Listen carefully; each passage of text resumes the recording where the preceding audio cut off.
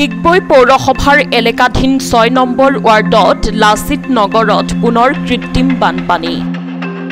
এছাম সামাজিক দায়বদ্ধতা নথকা লোকৰ বাবেই সৃষ্টি হৈছে কৃত্ৰিম বানপানীৰ। ডিগবৈ পৌৰসভাৰ এলেকাধীন ৬ নম্বৰ ৱাৰ্ডত সম্প্ৰতি এজাক বৰষুণৰ ফলতেই সৃষ্টি হয় কৃত্ৰিম বানপানীৰ।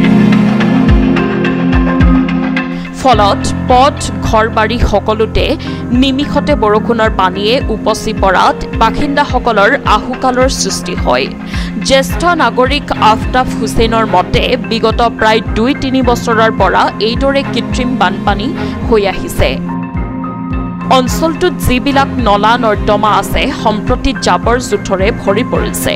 আনফালে নলাৰ ওপৰত স্লেব দি পথ বহল কৰি চাফা নকৰাটো আন এক বিশেষ কাৰণ হৈ পৰিছে।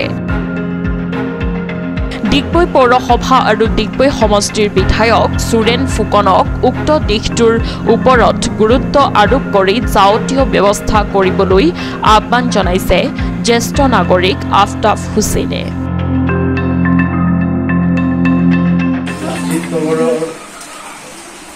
যি বানপানী এই সমস্যা আজি ২ বছৰৰ পৰা হৈছে।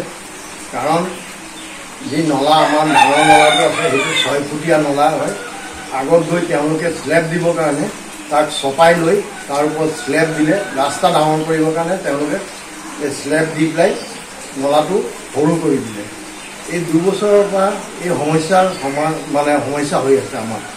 তাৰ বাবে আমি সকলোলৈ লিখিছোঁ, MP লৈ লিখিলোঁ, তাৰপিছত MLAকো জনালোঁ, পৌৰসভাকো জনালোঁ, কিন্তু তাৰ কোনো আজিলৈকে সমাধান নোলালে।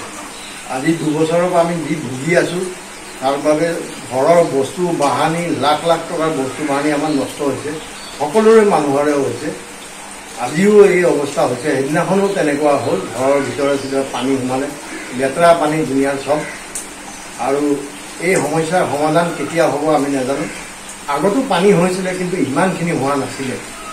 এই ২ বছৰৰ পৰাই সবচে বেছি হৈছে। তাৰ বাবে অতি সোনকালে আমাক তাৰ পৰা পৰিত্ৰাণ লাগে। ধন্যবাদ।